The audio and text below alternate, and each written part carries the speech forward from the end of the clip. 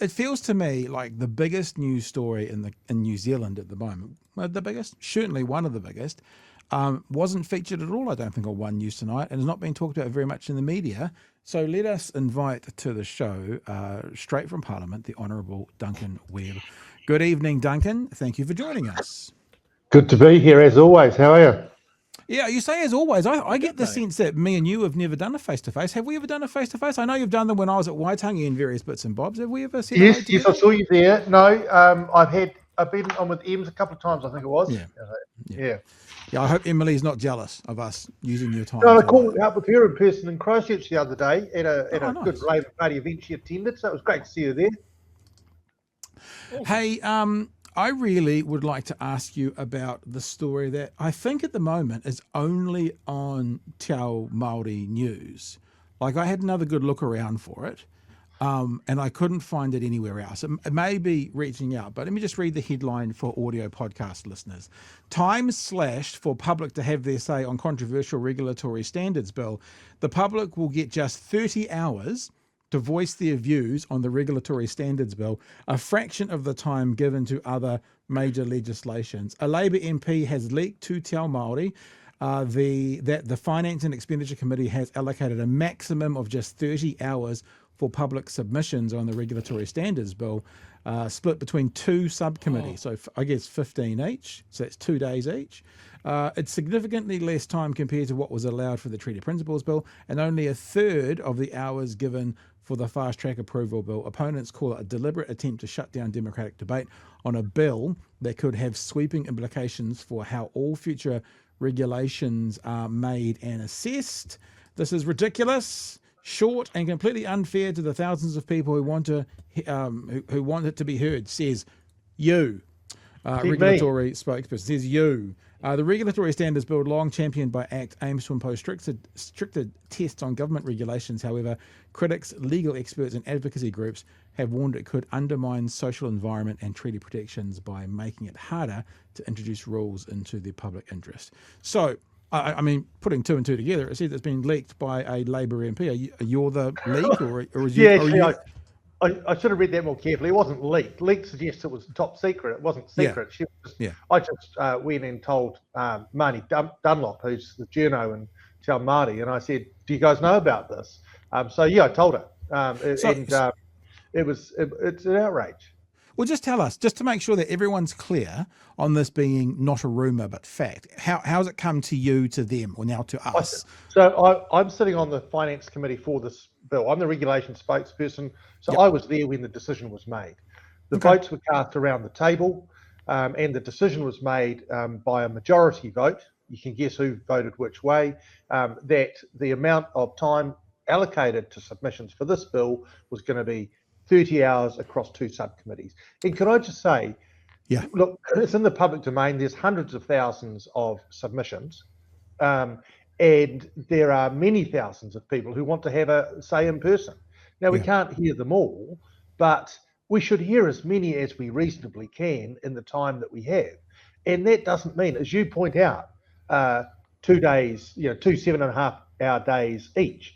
When we did the Treaty Principles Bill, I'm pretty sure I was sitting pretty much full time for a couple of weeks on those committees, and that's the kind of work we should be doing, because people deserve to have their say. And what really gets my goat is David Seymour kind of says one thing and does another. He says, You've noticed that too. Me too. I know. Of us. How about it? But he says, we've got to have good regulatory process, we've got to have good lawmaking, we've got to have good consultation, we need all of this analysis, but not for stuff that I'm doing. Because if it's the regulatory standards bill, we want to shorten the select committee process and push it along. And if someone says something I don't like, then it's probably scurrilous, was one of the words he used. And if a lot of people say the same thing, they're probably bots, and it's just outrageous. He is the embodiment of I'm going to take my bat and ball and go home, isn't he? Like, he is the embodiment of that. Like, if it doesn't go exactly as he wants every time, he'll make it fail. Yeah, and the danger is that he becomes petulant, and the stuff he's been doing, calling New Zealanders, very prominent New Zealanders, deranged, causes outrage, and of course 90% of New Zealanders think it is outrageous, but he only needs 10% of New Zealanders to think that it's good or funny or amusing or something like that. And that's the problem of small party politics, right? Yeah, let's not also beat him up too much. 10%, 8%. Come on. No, that's right. Okay. Let's just be accurate. And also something we found out the other day, Duncan, I'm sure you're aware of this, that ACT is not rated in Epsom. Epsom voted, ACT was their fourth pick. So National, Labour, the Greens all bet ACT in Epsom. So nobody likes them, not even Epsom, let's be honest. Yeah, and look, I think the people of Epsom are a bit more thoughtful than that. I think, with his behaviour, this kind of quite nasty behaviour, I think he's actually at risk of losing his seat because people are going to go, I've just had enough of this. When he was sort of a nobody and they thought, let's keep a right-wing party on life support, that was one thing.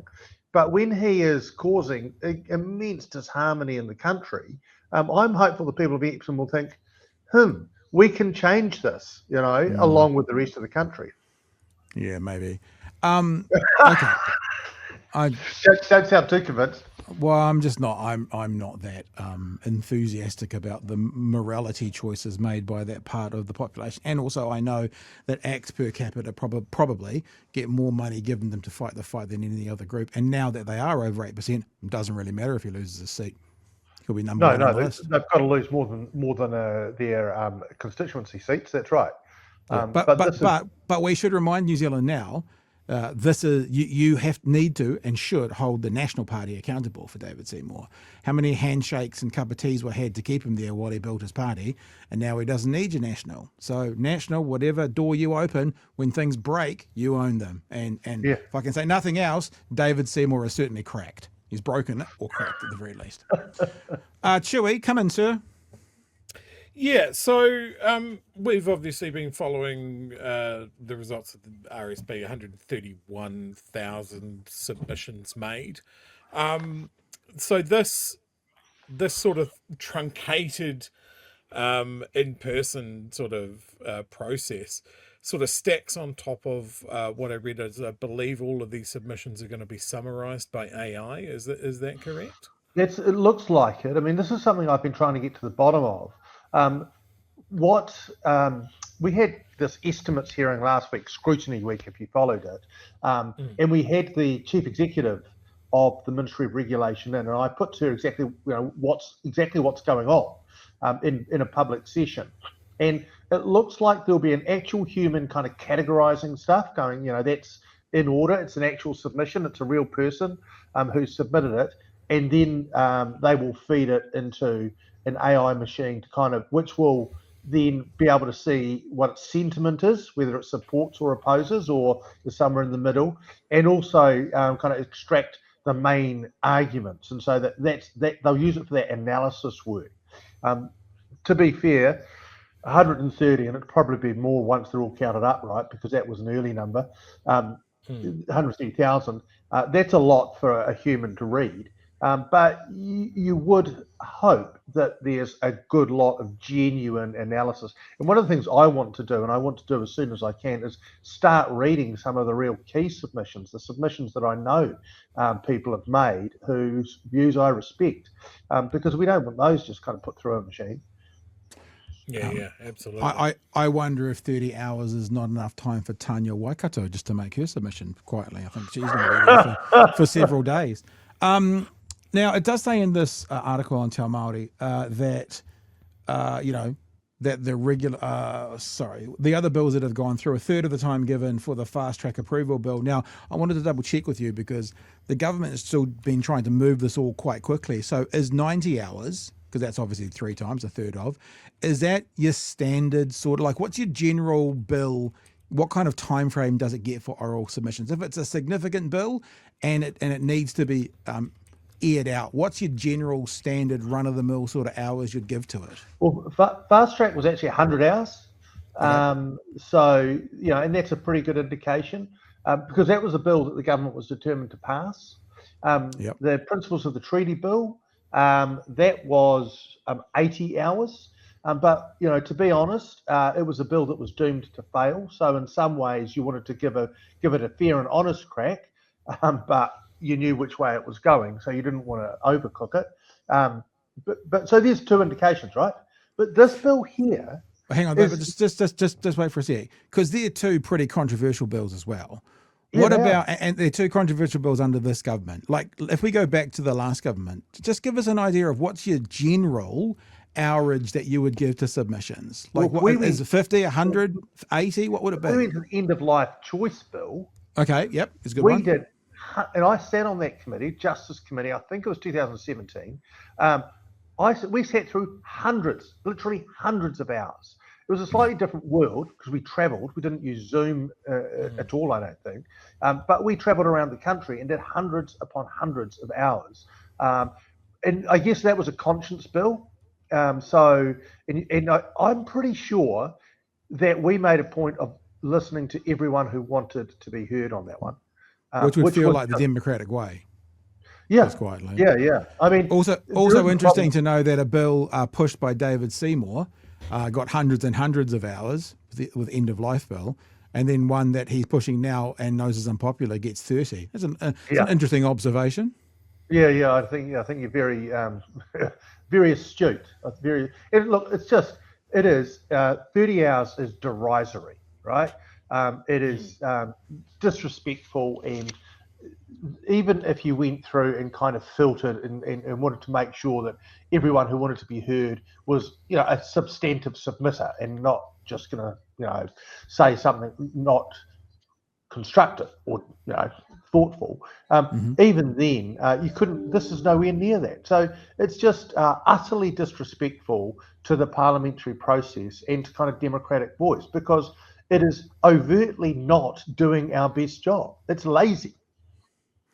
We had Craig Rennie does a podcast every Thursday morning, and his one coming out tomorrow morning is looking at the green financial fiscal strategy. And so he had Chloe with her today, and we recorded it this afternoon. And she said, we talked 2 minutes. I didn't want to take time away from Craig, but we talked for 2 minutes. And she said something about this bill to do with they're trying everything they can to get in the way of democracy, is what's happening at the moment. This is the latest example of it. Yeah, which is ironic. Coming from the party that constantly talks about democracy and the will of the people. One of the principles in this bill is that you don't legislate unless it's necessary. It's kind of the rule of least intervention. You use the hammer of legislation only to crack something really big. And yet his own department, in assessing this bill, said you don't really need legislation to do any of the stuff you're trying to achieve. All of this quality tools, you don't need legislation. You just need a cabinet a minute, or you just need policy guidance. The whole bill is a political stunt, which really is just trying to embed in kind of the rock that is parliamentary law, the immovable thing, this value set. And that's the thing that's even the journalists, I think, don't quite get. They say, well, David Seymour says whatever the bill says, you don't have to do it anyway.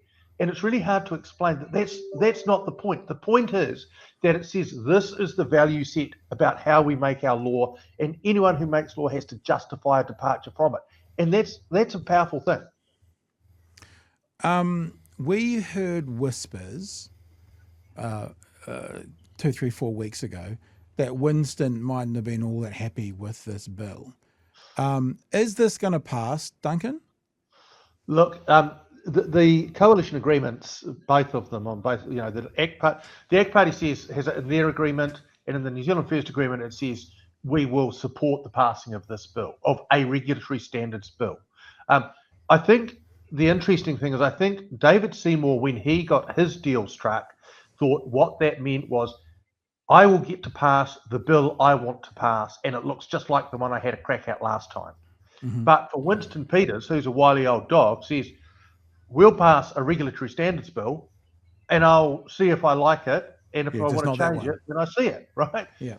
As long as it answers some description. So there's in terms of kind of a negotiation, there's a big gap between those two positions. Yeah. And Winston Peters is well known for saying, if he didn't agree to something, saying, That's not what I agreed to. I didn't agree to your bill. I agreed to a bill. And there's a lot of water to go under the bridge yet. So probably something will pass, but it may be quite different from what we're seeing right now. Speaking of Winston Peters, and you're in the House today, you've just come from it actually. Any fireworks, anything going on we need to know about straight from the House? Oh, look, yeah, it happens from time to time, a few loose words, and Dr. Takataferis got called a dickhead. I'm sure he's been called worse. He pointed it out. Winston had to apologise. Do you really want to draw attention to that kind of silly schoolboy behaviour? I don't know. It's just one of those things, yeah. But I wouldn't have called it fireworks, to be perfectly honest.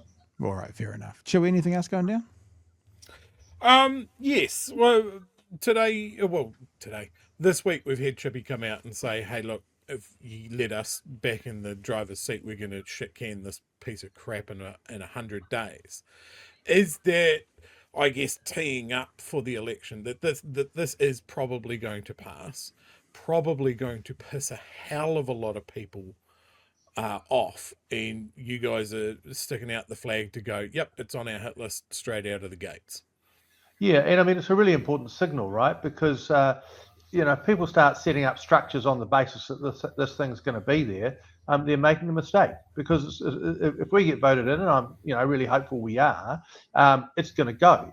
The principles themselves are pretty invidious. But equally bad is this board he's going to put up, stacked full of his right-wing economist mates, which he actually called. There's a YouTube video out of him at the Adam Smith Institute. You might have seen it, where he calls this a kind of appeals board. So he basically wants to set up his mates who can, at least morally, overrule Parliament. It's just, mind-boggling what he wants to set up. That's why we want to get rid of it. Yeah, that was the conversation we saw when he talked about Labour's Smoke Free 2025 being evil. That was at the Adam Smith Institute. Yeah. And good, and he says these things, with that kind of schoolboy humour when he was rolling off the line about how smokers are fiscal heroes, right? But he says it in a tone of voice that belies the kind of evil that underlies it, which is ultimately the message is let people smoke, let them kill themselves, and I don't really give a. Yeah, which is a bizarre thing. I mean, like, even for a libertarian, I think we all agree that he's libertarian light. He says he's libertarian, but some of the things they do is very authoritarian. The role of government is to keep people safe.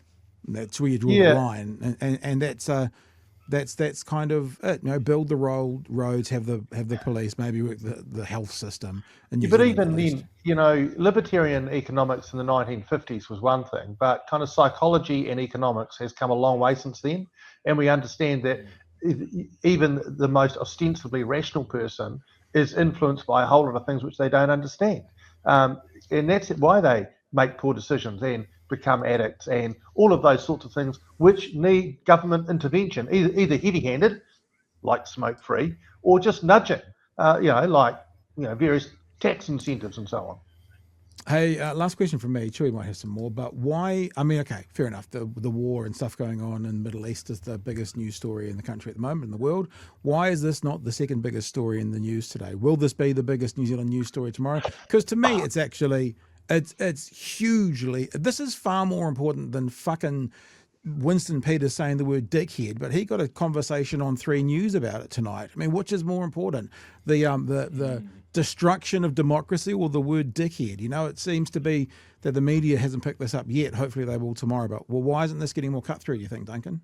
Yeah, look, I honestly don't know. That it happened is very much in the public domain. And I did a little stand-up with Te Ao Māori News on the tiles. And as happens, several other journalists came over to listen in and got their mics out and so on. So it's not like they don't have the material. They know exactly what's going on. And it's actually a bit of an indictment on journalism when, like you say, they run a dickhead story, but they don't run a substantive story about an important, matter about our democracy. It is problematic. It's not. I don't think we can call it the dickhead story. I think we have to call it the right honourable dickhead story. Isn't that what we're calling now? Yeah, all right. That's kind of thanks for your time, Duncan. Chewie, you got some stuff you want to wrap up with? Yeah, look, I just want to say thanks for all the work that you're doing. I obviously spend most of my time on Blue Sky these days, so it's nice to see that you're quite active there. I try to be, yep. Yeah. Keeping it up, yeah. And thanks for your work, and thanks for spreading the word as well. Oh, absolutely. No, good job. All right. Yeah. You guys All right, take Duncan. care. Have a good night. Yeah. See you later. Get back to the house. Thanks for your time. Appreciate it.